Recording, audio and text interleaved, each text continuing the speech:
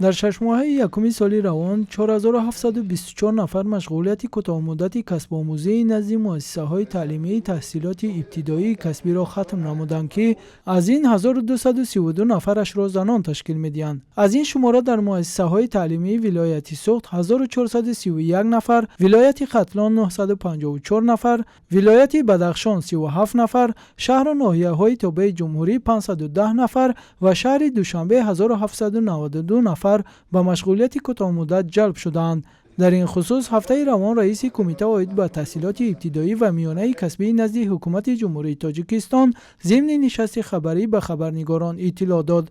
در این دوره مشغولیت کوتاه‌مدتی نزد مرکزهای شغل فاصلوی مؤسسه‌های تحصیلات ابتدایی کسبی را 725 نفر ختم نمودند. در عموم در 6 ماه سال جاری 10844 نفر به کسب آموزی فرا گرفته شده. اینچنین 4807 نفر کسب آموزان تحصیل را ادامه داده ایستادند. ختم کسب آموزان نسبت به همین دوره سال 2026 5684 نفر زیاد می باشد. کمیته یکی از عامل‌های اساسی مساعدت کننده برای آماده کردن کادرهای بلند اختصاص در مؤسسه‌های تعلیمی را در فراهم آوردن زمینه مادی و تکنیکی معاصر می‌بیند. اینچنین جهازانیدن آنها با تجهیزات ضروری ادامه دارد. حالا در جمهوری 86 مؤسسه تحصیلات میانه کسبی و 7 فیلیال فعالیت نموده از روی 10 سمت آموزگاری، طبی، فرهنگی، کشاورزی، اقتصادی، تکنولوژی، تکنیکی، مهندسی آموزگاری، حقوق و تامین بخطری و از روی 344 اختصاص متخصصان آماده کرده می شوند که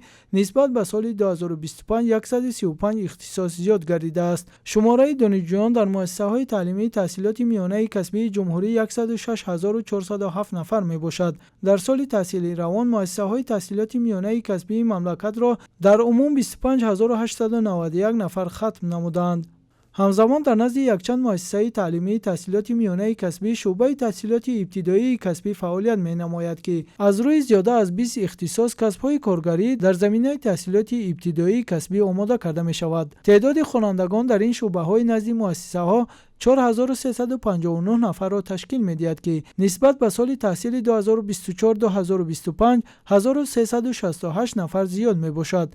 مؤسسه تعلیمی تحصیلات ابتدایی کسبی با 594 تشکیلات و کارخانه‌های ساحوی برای گذراندن تجربه آموزی استحصالی و مشغولیت تعلیمی استحصالی شنامه‌های همکاری به امضا رسانیده با دیگر تشکیلات و کارخانه‌ها همکاری دارند.